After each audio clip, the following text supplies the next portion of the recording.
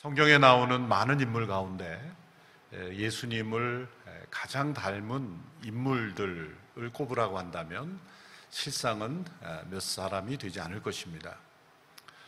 하나님께서 택하여 사용하신 성경의 인물들 가운데는 때로 인간이 얼마나 죄인인가라는 것을 드러내고, 또 인간이 그 스스로 벗어날 수 없는 죄를 오직 예수 그리스도의 그 보혈로만 씻음받을 수 있다는 것을 우리에게 알려주시기 위해 택한 사람도 있습니다. 그러나 또한 우리 주님의 영이 구약의 시대에도 임하여서 하나님과 친밀하게 동행하고, 또 오늘 우리 시대에 예수님을 닮은 영성이 무엇인지를 잘 보여준 그런 인물로 택함을 받은 사람도 있습니다. 대표적으로 요셉이 그러한 인물이겠죠. 거룩하고 순결한 하나님의 도구로 쓰임받은 인물이었습니다. 또 한 사람의 인물을 꼽으라 한다면 저는 이 요나단이라는 인물을 생각해 봅니다. 요나단이라는 인물에 대한 이 기록은 성경에 아주 짧게 나올 뿐입니다. 몇 페이지도 되지 않는 그러한 기록이지만, 요나단이 보여주었던 그 성품, 또 요나단의 선택, 요나단의 영성은 영원한 천국에서 예수님을 닮은 영성이 무엇인가를 우리에게 잘 보여주는 인물이라고 할 수 있겠습니다. 그는 이스라엘의 초대 왕이었던 사울 왕의 아들이었죠. 그러므로 이스라엘의 왕자였습니다. 그러나 그의 삶은 그의 아버지로 인해서 참 불행한 삶을 살 수밖에 없었습니다. 왜냐하면 그 아버지 사울이 하나님께 불순종했던 대표적인 인물이었기 때문입니다. 아버지의 불순종을 아들이 그것이 불순종으로 본다는 것 자체도 고통스럽고, 또 그 영향력 아래서 하나님의 뜻대로 살아간다는 것이 참 쉽지 않은 일이기 때문입니다. 더군다나 이 사울 왕은 다윗이 등장하였을 때 그 다윗을 죽이려고까지 그 다윗을 질투하였고, 자신의 모든 왕으로서의 에너지를 나라를 올바로 다스리는 데 사용하지 않고 다윗이라는 한 인물을 제거하는데 자신의 모든 에너지를 다 소비하는 헛된 인생을 살았습니다. 이 요나단은 바로 그러한 틈바구니 속에서 하나님의 뜻을 분별했어야 했습니다. 그리고 그는 올바른 선택을 했고, 또 하나님의 뜻을 분별했고 그 길로 걸어갔습니다. 그것은 아버지가 걸어갔던 길과 정반대의 길이었습니다. 결코 쉽지 않은 일입니다. 그래서 그는 다윗이 하나님이 택한 왕이요 지도자라는 것을 분별했을 때 그 다윗과 우정을 맺었고, 다윗을 축복했고, 또 아버지의 모든 위협으로부터 다윗을 보호하기까지 했습니다. 성경 말씀에 보면 이 다윗에게 요나단이 자신이 입었던 군복과 또 무기를 주었다라는 그런 말씀이 나옵니다. 왕자의 갑옷과 무기를 주었다는 것은, 그것은 이 요나단이 다윗에게 대하여 이런 메시지를 준 거죠. 이스라엘의 왕위를 이어갈 사람은 내가 아니라 당신이다. 하나님께서 당신을 택하여 부르셨다. 그것을 분별했고 그것을 실천한 것입니다. 사울은 다윗을 죽이려고 혈안이 되었지만 요나단은 그런 아버지를 인간적인 정을 따라 행하지 않았다는 것, 그리고 다윗과 우정을 맺었다는 것. 그래서 우리가 성경에서 가장 깊은 우정 관계라고 본다면 다윗과 요나단, 이렇게 우리가 알려질 정도로, 그러나 다윗과 요나단은 그런 우정을 맺을 수 있는 환경이 아니었죠. 왜냐하면 아버지 사울 왕 때문이었습니다. 어떤 면에서 보면 이 사울 왕이 요나단을 보면서 답답했을 수도 있습니다. 요나단에게 이런 말을 했을 수도 있죠. 성경에는 나와 있지 않지만, 야, 내가 누구를 위해서 지금 이루고 있는데, 나야 이제 이미 왕이 되었고 나의 뒤를 이어서 왕이 될 사람은 바로 너 아니냐? 내가 너를 위해서 다윗을 제거하려 하는데 너는 어찌하여 정반대로 가느냐? 그렇습니다. 요나단이 아버지가 다윗을 제거하려고 했을 때 도와주지는 못할 망정 그냥 가만히만 있었어도 자신에게는 이스라엘의 왕위가 다가올 수 있었던 겁니다. 그런데 요나단에게는 자신 앞에 놓여 있는 왕위가 중요하지 않았습니다. 하나님의 뜻이 중요했고, 그리고 아버지가 자신에게 왕위를 물려준다 해도 자신에게는 그것이 중요한 것이 아니었어요. 다윗에게 임하신 하나님의 영, 다윗에게 향하신 하나님의 뜻, 다윗을 통해서 이루시고자 하는 그 하나님의 비전을 요나단은 더 소중하게 보았던 것입니다. 사람은 자신이 물러설 때와 나설 때를 잘 분별하는 것이 중요하죠. 그건 나이와 상관없습니다.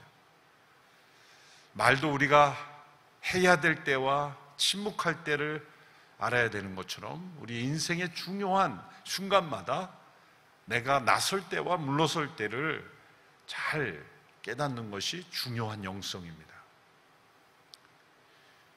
예수님께서 요한복음에 보면 이 때에 대해서 많이 말씀하세요. 내 때가 아직 이르지 아니했다. 요한복음 2장에 보면 이 포도주가 부족하다는 이야기가 나왔을 때 내 때가 아직 이르지 않았다. 또 모든 그 순간순간 내 때가 아니다. 내 때가 아니다. 근데 요한복음 17장에 이르러서 예수님께서 기도하시는 가운데 아버지여 때가 이르렀사오니 아들을 영화롭게 하사 아들로 아버지를 영화롭게 하옵소서. 예수님은 그 하나님의 때를 의식하며 사셨고 그 하나님의 때에 하나님의 뜻에 순종하는 삶을 사셨던 것이죠. 예수님께서 아버지여 때가 이르렀습니다 라고 이렇게 기도하신 것은 아버지여 이때입니까? 아닙니까? 라고 질문한 것에서 더 나아가서 아버지 이때군요. 마치 하나님께 알람을 켜드리듯이 하나님 이때군요. 늘 하나님과 동행하며 사셨던 예수님이시기에 하나님의 때에 자신을 내던지는, 십자가에 자신을 내려놓으시는 그런 영적 분별력이 있었던 것입니다. 사실 우리의 신앙이 하나님 이때입니까? 저 때입니까? 그런 질문만 던지고 신앙생활을 해도 사실은 믿음의 삶을 사는 것이라고 볼 수 있죠. 근데 거기서 한 단계 더 나아가면 예수님의 영성을 깊이 닮은 영혼은 하나님 이때군요. 이때입니다. 그렇게 성령 안에서 분별하는 영성이 있는 것입니다. 요나단이 바로 그런 영성이었습니다. 다윗이라는 인물이 등장했을 때 내가 물러서야 할 때구나. 거기에는 왕자의 위치, 또 왕의 아들로서 가질 수 있는 모든 권한까지도 다 내려놓는 것입니다. 그것이 다윗에게 자신의 군복을 벗어주고 무기를 내어주는 내려놓음, 내어줌, 그리고 축복해주고 다윗을 도와주고 다윗과 우정을 맺고 다윗 편에서는 이 엄청난 그러한 선택을 할 수 있었던 겁니다. 요나단 인간적으로 볼 때는 물러남이었지만 하나님 편에서 볼 때는 하나님께 더 가까이 나가는 그런 모습이었습니다. 저는 고등학교 때 제가 다닌 학교에 핸드벨 콰이어가 있었습니다. 그 핸드벨 콰이어는 수십 개의 종을 가지고 각자 한 음씩을 내는 거죠. 핸드벨이 두부종처럼 생겼죠. 근데 그건 그냥 막 친다고 되는 게 아니죠. 치는 원리가 있습니다. 그 종을 울리면 그 종이 울리는 그 시간이 끝나면 바로 가슴에 대어서 그 종의 울림을 끊어줘야 됩니다. 그래서 반박자는 반박자만 있다가 끊어줘야 되고 또 8분의 1박자면 8분의 1박자, 한 박자, 두 박자면 계속 울리고 있어야 됩니다. 그때 제 고등학교 때 제가 맡았던 종이 좀 큰 종이었어요. 그때도 좀 고1 때부터 제가 키가 커서 고2 때 지금 키하고 비슷했을 때 키가 좀 큰 편이라고 큰 종을 맡겼어요. 굉장히 무겁습니다.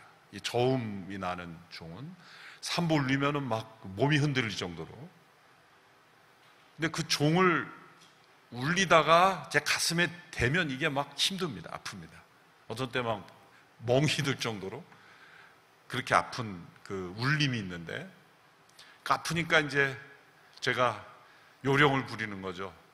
안 되고 어떻게 그냥 되는 척하고, 아프니까 어쩔 수가 없는 게, 작은 종은 이제 여러 번 될 수가 있는데, 그래서 몇 번 요령을 폈더니 지휘하시는 선생님이 그 소리에 예민하신 분이라서 왜 종 안 죽여? 라고 이렇게 지적을 받았던 기억이 납니다. 그 수많은 악기들이 자기의 소리를 냈다가 올바른 타이밍에 자신의 소리를 죽일 줄 아는 것, 또 정반대로 나와야 할 때 그 소리가 나와야 전체 하모니가 이루어지는 거죠. 하나님이 지휘하시는 우리의 인생에 정말 하나님의 때와 하나님의 뜻에 순종하여 때로는 물러서고 때로는 자신을 내던져 나설 줄 아는, 그것이 바로 예수님께서 우리에게 보여주신 모습 중에 하나이고, 요나단의 모습 속에서 그것이 나타났다는 거죠. 요나단은 다윗이 등장했을 때 자신을 내던져 물러섰습니다. 하나님의 뜻에 순종했습니다. 다윗과 우정을 맺었습니다. 그리고 다윗을 보호해 주었습니다. 근데 오늘 우리가 읽은 본문의 요나단은 정반대로 물러서지 않고 과감하게 나서고 있습니다. 인간적으로 볼 때는 또 나서지 말아야 될 때입니다. 블레셋이 쳐들어왔을 때 이제 사울이 3천여 명의 군사를 이끌고 그 블레셋과 대전하려고 이제 모여있는 그때였습니다. 블레셋이 얼마나 많은 그 군사가 쳐들어왔냐면, 이 사무엘상 13장 5절에 보면 이렇게 되어 있습니다. 병거가 3만이요 마병이 6천이요 백성이 해변의 모래와 같이 많더라. 병거, 오늘날로 말하자면 뭐 전차 같은 거겠죠. 3만이고 마병이 6천이다. 그리고 군사는 얼마나 많은지 과장법을 써서 해변의 모래같이 많더라. 이에 반해서 이 사울의 군대는 3천 명으로 시작을 했는데 하룻밤만 지나면 군사들이 도망가는 거예요. 수백 명씩 도망가는 거예요. 그래서 사울이 유명한 불순종이 그래서 나온 거죠. 사무엘이 더디 오자 자신이 제사장인 것처럼 번제를 드리며 백성들의 마음을 모으는 일을 해보려고 월권을 하여 불순종을 한 거죠. 그만큼 이 이스라엘 군사들은 겁에 질렸고 3천 명이 시작을 했는데 이제 14장에 이르러서는 600명밖에 남지 않은 것입니다. 3천 명의 군사가 이제 매일 수백 명씩 도망가고 이제 600명만 남은 이 시점. 자, 600명대 해변의 모래같이 많은 군사와 병거와 3만 그리고 마병이 6천. 이것은 도무지 싸울 수 없는 전력입니다. 이스라엘 군사들은 두려움에 사로잡혔고 사울왕도 역시 마찬가지였을 겁니다. 바로 이때 요나단이 나선 겁니다.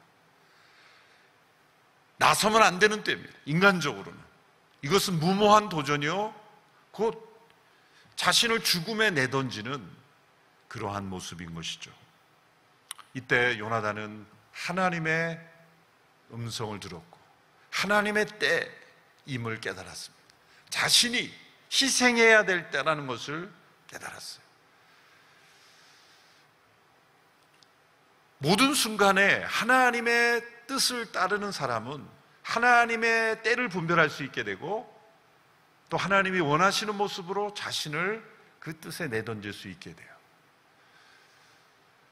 때로는 하나님이 원하시지 않는 때에 자신을 내던짐으로 무모한 인생으로 끝날 때가 있어요. 그러나 하나님께서 원하시는 뜻에 하나님의 때에 자신을 내던지는 것을 분별하여 내던지는 사람은 놀랍게도 불가능한 것 같은 상황에서 새로운 역사를 일으켜내기도 합니다. 제가 신학교 다닐 때 시험 때인데도 열심히 기도만 하는 그 신학생이 있었어요. 뭐가 저렇게 힘들까? 제가 나중에 그런데 물어봤어요. 왜 뭐가 그렇게 힘들어서 열심히 기도하십니까? 응답을 받았다는 거예요. 무슨 응답이냐면 그 신학생이 하나님께 계속 기도한 건 제가 이렇게 신학교까지 왔는데 왜 이렇게 힘듭니까? 왜 이렇게 어렵습니까? 그런 기도였어요. 하나님의 응답을 받았다는 거예요. 하나님의 응답은 내가 언제 너한테 신학교 가라 그랬냐? 하나님은 가라고 한 적이 없어요. 자기가 간 거예요. 여러분 절대 그러지 마십시오. 신학교는 자기가 한번 가고 싶어서 가는 곳이 아닙니다. 정말 하나님의 부르심이 있지 않으면 가서는 안 될 길이에요. 확인하고 또 확인하고 하나님의 부르심을 따라가야 된다는 거예요. 그것은 여러분의 직장 일터에서도 마찬가지예요. 하나님의 뜻에 순종하고자 하나님의 때에 귀를 기울이면 내가 내려놓아야 될 때, 또 내가 나 자신을 던져야 될 때, 그 때를 요나단처럼 하나님께서 분별하게 해주신다는 거예요. 요나단이 이렇게 정말 싸울 수 없는 말도 안 되는 이 전력의 상황 속에서 어떻게 나설 수 있을까? 천국에서 아마 요나단에게 질문하면 나도 모르겠어. 성령님께서 나를 강권하셨어. 라고밖에 말할 수가 없는 거죠. 도저히 이것은 인간적인 판단으로는 불가능한 일입니다. 요나단이 이제 이 블레셋과 싸우려고 나섭니다. 인간적으로 보면 정신 나간 행동이죠. 그런데 그는 지금 하나님과 동행하는 그 가운데 자신을 내던져야 할 때라는 것을 분별하고 지금 움직이는 거예요. 이 요나단의 움직임, 이것이 오늘 이 시대에 우리에게 필요한 믿음의 청년들의 움직임이라고 생각을 합니다. 세 가지 중요한 요나단의 이 스피릿에 나타난 원리가 있습니다. 첫 번째 스피릿은 요나단은 자기에게 현재 주어지지 않은 것을 탓하지 않고 현재 하나님께서 나에게 맡겨주신 것, 나에게 주신 자원을 가지고 움직였다는 거죠. 1절, 2절에 보면 사울의 아들 요나단이 자기의 무기를 든 소년에게 이르되 우리가 건너편 블레셋 사람들의 부대로 건너가자 하고 그의 아버지에게는 아뢰지 아니하였더라. 요나단에게는 움직일 수 있는 600명의 군사가 있었지만 겁에 질려 있는 그들을 움직이거나 야단치거나 채찍질하지 않았어요. 심지어 아버지에게도 말하지 않아요. 왜? 말해봐야 못 가게 할 게 뻔하니까. 자신이 알고 있는 이 사울 아버지의 믿음을 알고 있었기에 말해봐야 이해하지 못할 걸 뻔히 아니까 아예 말하지 않은 거죠. 그러면 이 요나단이 움직일 수 있는 단 사람은 누굽니까? 자기 곁에 있는 무기를 든 소년, 그 한 사람만 이 요나단이 움직일 수 있었던 것입니다. 그는 아버지를 탓하지도 않고 또 겁에 질려 있는 군사들을 탓하지도 않았습니다. 자신이 움직일 수 있는 단 한 사람, 한 명의 자원을 가지고 움직인 거예요. 여러분, 역사를 움직인 위대한 하나님의 역사에는 처음부터 수많은 사람들이 움직인 것이 아닙니다. 현재 하나님이 주신 단 한 사람의 자원으로부터 출발한 거예요. 우리 김은호 목사님의 오른교회도 그런 것입니다. 오른교회가 개척될 때 단 한 명의 영혼으로부터 시작했을 거예요.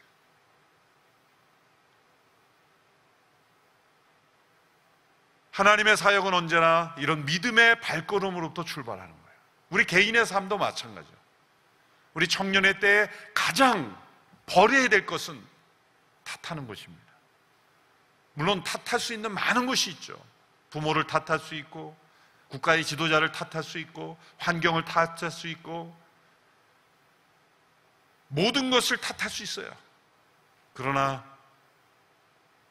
하나님이 지금 나에게 없는 것을 가지고 나에게 일하라고 하시지 않고 나에게 현재 맡겨주신 그 무엇, 다른 사람이 보기에 세상적으로 보일 때는 아무것도 아닌 것 같지만 바로 그것을 가지고 하나님께서 나로 하여금 움직이도록 부르신다는 거예요.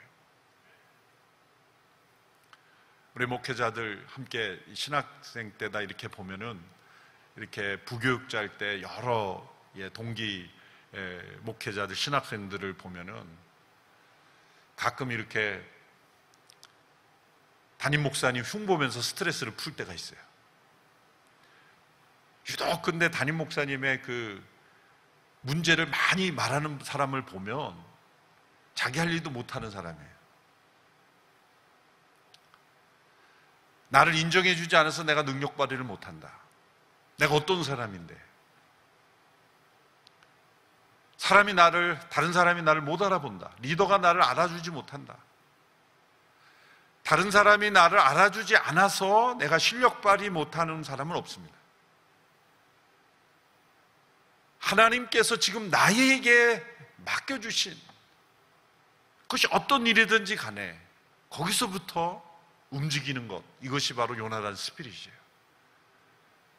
심지어 하나님께서는 우리에게 있는 단점까지도 사용하시는 분이에요. 아브라함이 왜 믿음의 조상으로 부르심을 받았습니까? 그가 믿음의 조상이 될 만한 믿음이 충만해서입니까? 갈대아 우르에서 그는 부모님이 우상을 섬기는 가정이었어요. 하나님께서 새로운 믿음의 인류를 시작하실 때 적합한 사람을 꼽으라고 한다면 구약의 욥과 같은 사람이죠. 욥이 시편과 잠언, 욥기가 그 시가서에 있어서 시편 시대라고 사람들이 생각할지 모르는데 욥은 창세기 시대 인물입니다. 창세기 시대 인물이에요. 하나님께서 믿음의 조상을 한 사람 택하라고 한다면 인간적으로 볼 때 적합한 사람은 욥이에요. 그렇게 경건한 사람이었고 그렇게 의로운 사람, 하나님이 자랑하실 만한 사람이었어요. 아마 그는 조상 때부터 노아의 홍수 이후에 경건한 그런 후손으로 자라난 사람일 겁니다. 자녀도 많이 낳는 사람이었어요. 그런데 하나님은 욥에게는 엄청난 고난을 주시고 모든 사람이 겪을 수 없는 최고의 고난을 선물로 주시고, 아브라함은 부모가 우상을 섬기는 분이었죠. 또 이제 갈대아 우르를 떠나 미지의 땅으로 약속을 따라 가야 했죠. 유목민이었죠. 그리고 가장 치명적인 약점이라고 할 수 있는 것은 아내가 자녀를 낳지 못한다는 거예요. 하나님께서 새로운 인류를 믿음의 조상으로 택하신다고 한다면 욥처럼 자녀를 잘 낳는 가정이 되지 않을까요?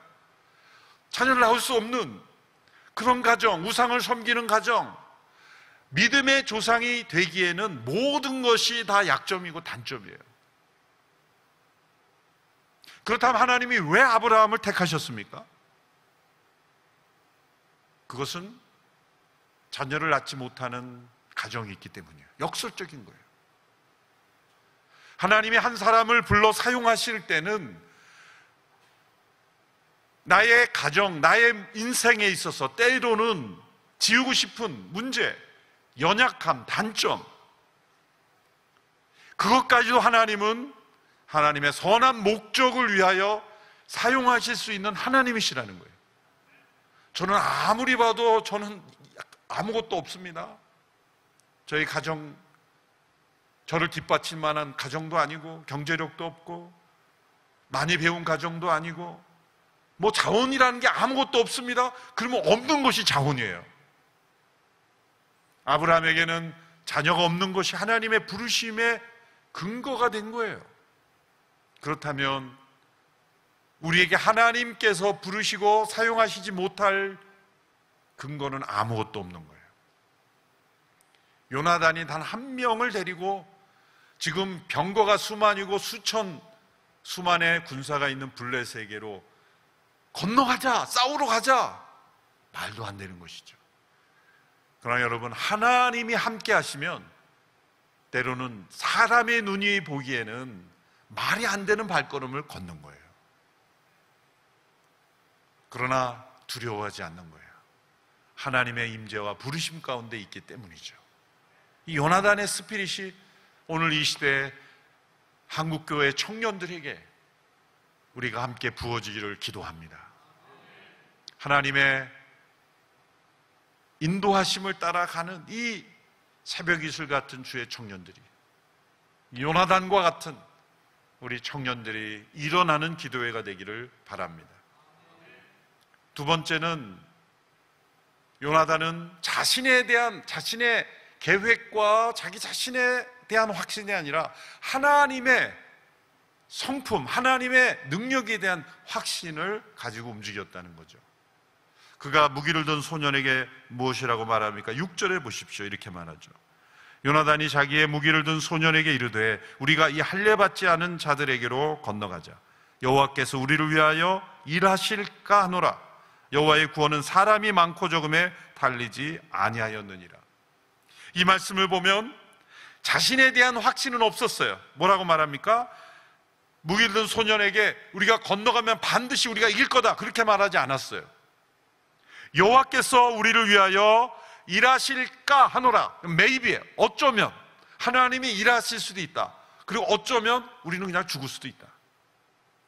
우리는 어떻게 될지 모른다. 무기를 든 소년에게 가자고 했을 때 우리가 반드시 이길 것이기 때문에 가면 된다라는 확신은 없었어요. 어쩌면 요나단 우리 둘이 그냥 건너가자마자 경계병에게 그냥 죽임당할 수도 있다, 그렇게 생각한 거예요. 지금 우리가 승리할 거라는 확신을 가지고 움직인 건 아니에요. 어떻게 될지 몰라요. 우리의 계획은 실패할 수도 있고 성공할 수도 있어요. 하나님은 꼭 우리의 성공을 통해서만 인도하시는 건 아니에요. 하나님은 때로 우리의 실패를 통해서도 인도하세요. 우리의 강함을 통해서도 역사하시지만 우리의 연약함을 통해서도 역사하세요. 요나단에게 있었던 이 스피릿은 하나님이 지금 인도하시는데 그 길로 가면 반드시 내가 성공한다는 확신은 없었어요. maybe예요. 그러나 20-30%의 확률이에요. 확신이 없어요. 그러나 요나단에게 있었던 확신이 있었습니다. 그것은 하나님의 일하심에 대한 확신이에요. 하나님께서 구원하시고자 하면 사람의 많고 적음에 좌우되지 않는다. 사람의 많고 적음에 달리지 아니하였다. 우리가 두 사람이 건너갈지라도 하나님께서 구원하시고자 하면 수천 수만의 군사를 이길 수 있는 하나님이시다. 그러나 하나님이 함께 하시지 아니하면 우리에게 수천 수만의 군사가 있어도 우리는 한 명도 이기지 못할 것이다. 하나님의 구원에 대한 확신, 우리 하나님이 어떤 분이신가에 대한 이 확신을 가지고 있었다는 거예요. 하나님의 구원은 사람의 많고 적음에 달리지 아니하였다. 이것이 우리에게 필요한 확신이에요. 여러분, 우리의 믿음이 강해진다는 무엇입니까? 자기 자신에 대한 확신이 깊어지는 게 아닙니다. 믿음이 깊어질수록 자기 자신에 대한 확신은 없어져요. 점점 자신을 믿지 않아요. 자신이 얼마나 연약하고 부족한 존재에 알기 때문이에요. 믿음이 깊어진다는 건 하나님에 대한 확신이 깊어지는 거예요. 나는 비록 약하고, 나는 비록 추하고, 나는 비록 더럽고, 나는 비록 죄인이지만 우리 하나님은 언제나 의로우시고, 우리 하나님은 언제나 전능하시며, 우리 하나님은 언제나 승리하시는 하나님이시다. 하나님의 구원은 사람의 많고 적음에 달려있지 아니하다. 우리가 하나님의 역사를 바라본다면 우리에게 있는 자원이 많기 때문에 일할 수 있고 자원이 없기 때문에 일할 수 없다라는 생각이 불신앙임을 알아야 합니다. 저는 함께 일하다가 개척을 하는 우리 목회자들에게 혹 개척 예배 때, 창립 예배 때 가서 설교할 기회가 있다면 이런 메시지를 꼭 전합니다. 교회의 능력은 복음뿐입니다. 하나님은 공평하십니다. 하나님은 모든 이에게 하나님의 말씀을 주셨고 복음을 주셨어요. 하나님의 능력이 복음을 통해서 전해지기에 복음만 온전히 전하면 교회는 절대로 망하지 않습니다. 그러나 정반대로 아무리 큰 대형교회를 할지라도 많은 수가 모였기 때문에 능력이 있는 게 아니에요. 사람의 수를 의지하는 순간, 복음이 전해지지 않은 순간 교회는 능력을 잃어버려요. 많은 사람이 모이고 많은 자원이 있고 많은 헌금이 있기 때문에 교회가 능력이 있다고 생각하는 순간 하나님의 임재가 떠납니다. 정반대로 적은 숫자의 성도가 모였을지라도, 지금 요나단은 무기 든 소년과 단 2사람, 그러나 단 2사람이 일지라도 하나님의 능력과 구원에 대한 확신이 있으면 하나님의 능력은 나타나는 것입니다. 교회의 능력은 오직 복음이기 때문이에요. 하나님의 말씀이기 때문이에요. 하나님의 말씀, 복음을 신실하게 전하고 또 복음에 합당하게 살아가려고 몸부림치는 교회는 하나님께서 절대로 포기하지 않으십니다. 하나님의 구원의 역사를 보여주실 것입니다. 요나단 스피릿이 우리에게 보여주는 거예요. 우리 청년들의 삶도 마찬가지입니다. 청년의 때에 배워야 될 것은 하나님에 대한 확신이에요. 전도서 12장에 보면 이런 말씀이 있죠. 내게 아무 낙이 없다고 할 때가 가까이 오기 전에 청년의 때에 창조주 하나님을 기억하라. 청년의 때에 미래를 향한 비전을 품어라 이러지 않았어요. 기억이라는 건 어쩌면 과거죠. 무엇을 기억하냐? 창조주 하나님을 기억하는 것이 새로운 미래를 열어가는 길이라는 거예요. 창조주 하나님, 나를 창조하신 하나님, 나를 창조하실 뿐만 아니라 나를 인도하신 하나님께서 나의 미래를 아시기에 창조주 하나님에 대한 기억으로 가득 찬 청년은 미래가 열리는 겁니다. 오늘 이 시대의 위기는 창조 질서가 무너지는 거예요. 최근 국회 일각에서 발의한 차별금지법 혹은 평등법이라는 것에 대하여 왜 교계가 반대해야 됩니까? 하나님의 창조 질서가 무너지기 때문에. 그 법률에 보면 성별을 이렇게 정의합니다. 여자와 남자 또는 분류할 수 없는 성 혹은 분류되기 어려운 성. 그래서 하나님의 창조 질서가 아닐 뿐만 아니라 과학적으로도 틀린 거죠. 남자와 여자 외에 분류될 수 없는 성이 있습니까? 자라서 나중에 스스로 성을 규정합니까? 뉴욕주에는 인간의 성이 31개 가능하죠? 31개? 인간의 성이 무슨 아이스크림입니까? 써리온 아이스크림입니까? 선택을 하게? 창조 질서를 인간이 무너뜨려 가는 것이 이 시대의 문제예요. 여러분, 창조주 하나님에 대한 참된 신앙을 가진 청년은 하나님께서 미래를 열어주시는 거예요. 청년들이 이 시대의 흐름에 휩쓸리면 안 됩니다. 창조 질서를 지키는 영혼을 하나님께서 요나단과 같이 쓰시는 거예요. 나에게 없는 것을 탓하지 않고 현재 나에게 주어진 그것이 부족함과 연약함과 결핍뿐일지라도 하나님은 그것조차도 사용하실 수 있는 하나님, 그리고 사람에게 있는 자원이 아니라 하나님의 능력은 사람의 많고 적음에 달려있지 않다라는 확신, 그 하나님께 대한 확신을 하나님은 사용하세요. 그 세 번째 요나단에게 발견한 이 스피릿은 자기와 함께 있는 한 사람과 마음과 마음을 같이 하고 자기의 포지션이 아니라 영향력으로 하나 되는 사람이었다는 것. 무기를 든 소년의 반응을 보십시오. 7절에 보면 무기를 든 자가 그에게 이르되 당신의 마음에 있는 대로 다 행하여 앞서가소서 내가 당신과 마음을 같이하여 따르리이다. 지금 무기를 든 소년이 소풍 가는 줄 착각했을까요? 죽으러 가는 길을 알았을 겁니다. 자신이 인도하는 리더가 죽으러 가자 그랬을 때, 그리고 산다는 보장도 없는 그 길을 당신의 마음에 있는 대로 앞서가소서 내가 당신과 마음을 같이 하여 따르리. 마음이란 단어가 2번 나와요. 이 두 사람은 하나님의 영으로 하나 된 거예요. 청년의 때에 정말 경험해야 되는 것은 바로 이렇게 같은 기도 제목, 같은 마음을 품고 기도하는 그 영적 친구가 있어야 됩니다.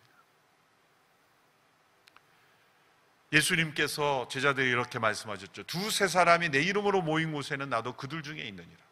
왜 두세 사람일까? 그렇게 골몰이 생각했던 적이 있습니다. 그런데 이렇게 목회를 해보니까 마음을 같이 기도할 두세 사람 얻기 쉽지 않습니다. 세상을 변화시키고 역사를 변화시킨 영적 운동에는 반드시 마음을 같이 한 두세 사람이 있습니다. 아무리 큰 사역, 큰 교회를 할지라도 그 깊이 들어가 보면 마음을 같이 하는 두세 사람의 동역이 있어요. 만일 겉으로 볼 때는 큰 조직인 것 같고 이름이 그럴싸한 것 같지만 그 핵심 되는 두세 사람이 마음이 갈라지면 하나님은 쓰시지 않습니다. 마음을 같이 따르리다 하던 그 무기를 든 소년, 그 소년이 바로 요나단의 스피릿을 전염받은 또 한 사람의 요나단이었던 거예요. 사랑하는 청년 여러분, 청년 다니엘 기도에 함께하는 여러분들이라면 정말 요나단 스피릿과 같은 영혼이 될 수 있는 하나님의 사람들입니다. 여러분들이 속한 그 교회, 여러분이 섬기는 그 교회에 담임 목사님의 무기를 든 소년이 되어주신다는 비전. 목사님은 요나단과 같은 스피릿, 또한 그 교회 청년들이 마음을 같이하여 함께 기도하는 그러한 무기를 든 소년들이 될 때 한국 교회는 놀라운 역사가 일어나게 될 줄로 믿습니다. 이것은 영적 시너지입니다.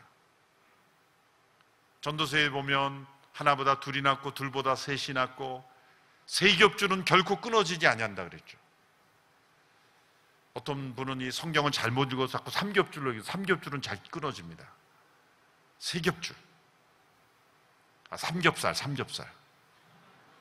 어떤 분이 삼겹살로 막 읽어서. 세 겹줄. 여러분 이 줄을 세 줄을 묶어본다고 생각해 보세요. 한 줄이 예를 들어서 20kg의 이 장력이 있다고 생각해 보면 산술적으로 하면 20kg의 세 줄이면 60kg을 견딜 수 있잖아요. 실제로는요 훨씬 더 견딥니다. 신비로운 일이죠.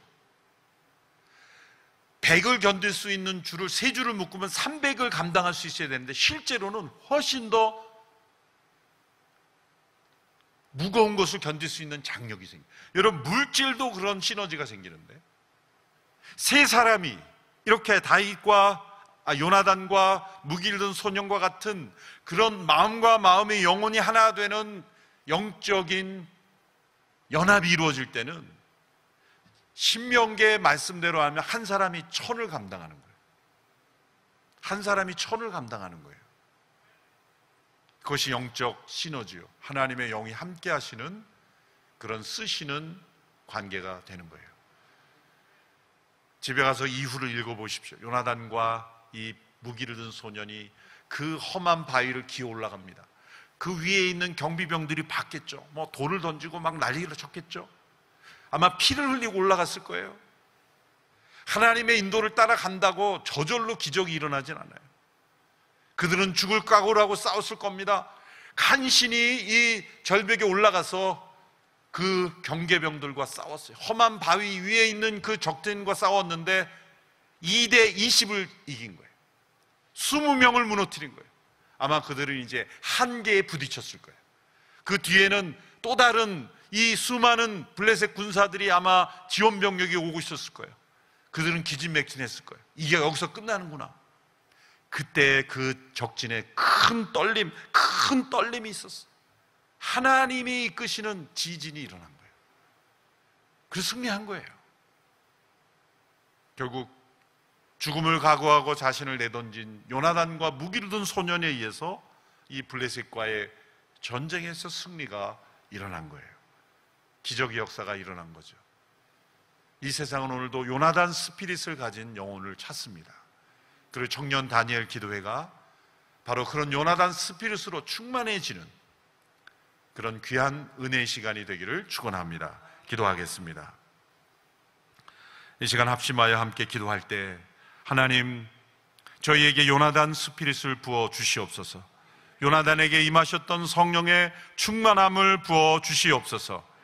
하나님의 때를 분별할 수 있는 믿음의 사람이 되게 하옵소서. 하나님의 뜻에 자신을 온전히 내던지게 하여 주시옵소서. 함께 기도하며 나가겠습니다. 살아계신 하나님 아버지, 우리 모두가 요나단이 보여준 그 믿음의 삶을 살기를 원합니다. 하나님의 때를 분별하는 하나님의 사람들이 되기를 원합니다. 주님, 하나님의 뜻과 멀리 떠난 인생이 되지 않게 하시고 하나님의 때를 알지 못하며 자신이 정한 인생의 걸음만을 걸어가는 삶이 되지 않게 하여 주시기를 원합니다. 하나님, 오늘 어렵고 이 힘든 시대에 정말 하나님의 뜻을 분별할 수 있는 저희들이 되게 하시고, 요나단이 하나님을 향하여 온전한 확신을 가지고 승리하며 살아갔던 것처럼 우리도 그렇게 믿음으로 살아가는 저희들이 되게 하여 주시옵소서. 살아계신 하나님 아버지, 오늘 이 시대에 우리에게 요나단과 같은 믿음의 은혜를 부어 주시옵소서. 하나님의 뜻을 쫓아 하나님의 때에 움직일 줄 아는 믿음을 허락하여 주옵소서.